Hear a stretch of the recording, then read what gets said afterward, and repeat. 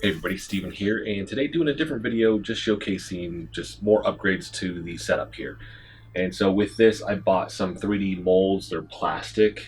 You've probably seen these. I think I've seen it on Random Frank P's channel, but I've seen it with a lot of other gamers where they maybe have this in the background. And really the reason I'm switching from the sound foam that I had before is because this just isn't sticking to the wall.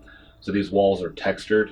So when I'm using the 3M strips on the back of this, it's just not adhering very well. And I'm not going to glue this to the wall, obviously. Thought about doing it and I just get like poster board and then do it that way. But I was like, if I'm going to go through that route, I want to maybe upgrade a little bit to something different. So went with this. I like the shape. There's so many different variations of this, but this is just one that I saw, kind of caught my eye.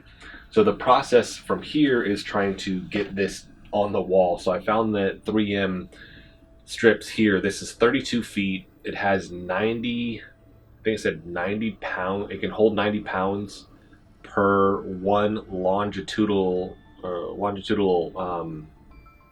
inch. Longitudinal, however you say that.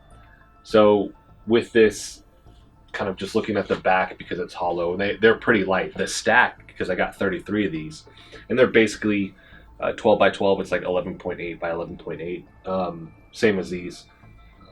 But looking at how I'm going to lay the strips, this is kind of the setup I'm thinking. My only concern is if I line these out and then they're kind of uneven as they're there, and you see like one's a little bit higher than the other.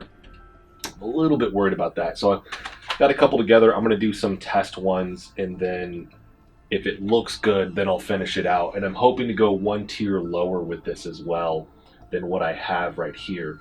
So right now it's 6 by 2, so I have 12 of the sound foam pads up. I want to extend it one more, so it'll actually be a 7 by 3 if I can do that. That's the hope. Fingers crossed. We'll see.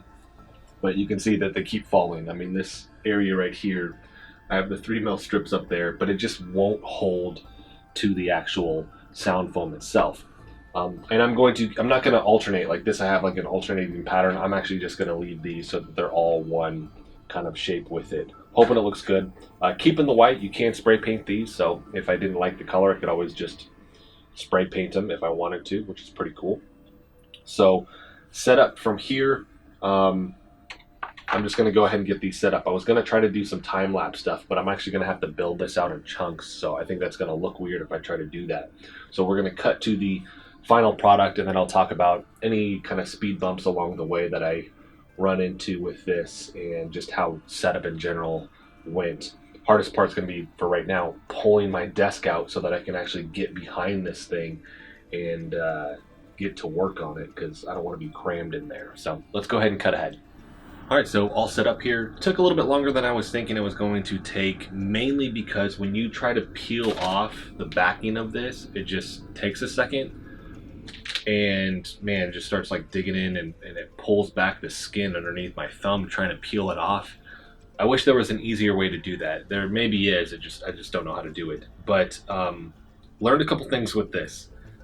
One, my wall isn't even all the way across, and with that being kind of that point of this slanted portion of the ceiling, I didn't necessarily expect it's going to be 100% straight, but it does highlight the fact that it's not straight.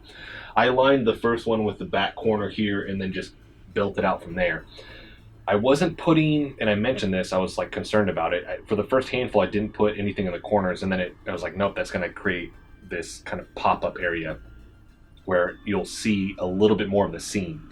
Not that it's seamless. I don't think I could do that.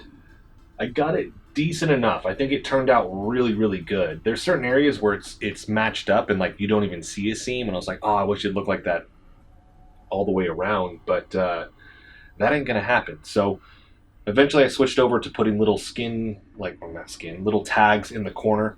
I was about to say skin tag, but just little tags in the corner. That way I could actually push the corner down and it holds. I then realized that this stuff is incredibly strong. So I was trying to get one up, came back, realized I'd put that one upside down with how I'm doing the layout here. And so had to peel it off. And this is where, I mean, it pulled my wall off. Like, So get that real close there. This thing, yeah, this is very, very durable, very, very strong. I mean, this is a chunk of my wall, so this is kind of the mud that they put over it to texturize it. So at that point, I mean, I was a decent way in. I tried to switch it up for especially for the bottom, where I literally just put them in the corners and then one small, tiny strip right here, and that should be easier to peel off. But lesson learned with that, because this is going to be a pain when I peel this off when we sell this house and we move, which is hopefully here in the next couple of years, because I need an office. I mean, this is in my bedroom. I need an office, and then I'm gonna deck it all out with stuff like this, but I'm gonna have to get mud, like the mud compound, come back in here, texture those areas and patch them, and then paint over it. Because I'm telling you, this thing is gonna be full of holes by the time that I need to take this down. So, like I said, lesson learned. Hopefully, if you end up trying to do this yourself, you don't need a ton. Because as you can see, like I'm doing strips here. All I need is these little bitty parts on it, and it'll hold plenty. I don't think any of this is going to fall down, although I'm kind of hopeful that maybe it does start doing that down the road so that it doesn't tear up the wall as much, but we'll see. I think this is going to last quite a while, though, definitely until we move, and I love the look of it. Let me turn off the light for a second. Now, this isn't as dark as I keep it in this room, but you can see that it reflects a little bit more light with this. When it gets like, when I turn everything off, and we'll turn this one off too. I mean, the light that kind of comes off of this looks awesome. I love the look of this. Really happy with the outcome. And just, especially you get into the blues and stuff like that and how it's just reflecting the light. It just, I don't know, I think it looks really good.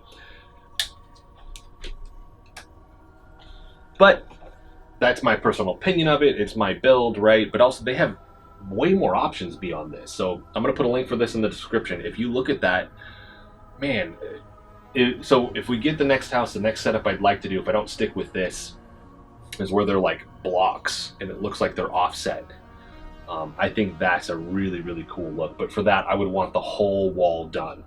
It did say that you can cut these if you have the right tools for it. So obviously this, if I went all the way to the floor, like it's not going to match down there. I'm probably going to have to cut like a third off of this to make it actually fit properly. You can do that, but you're going to need specific tools to do that. And I saw on theirs, they even have like diagonal patterns because they had somebody where their wall, it's like a V. So matching that up, you're going to have to cut that, right? So turned out really good. I'm super excited with the look of this. Plus it brightens this room because the foam was awesome, but it made it darker in here.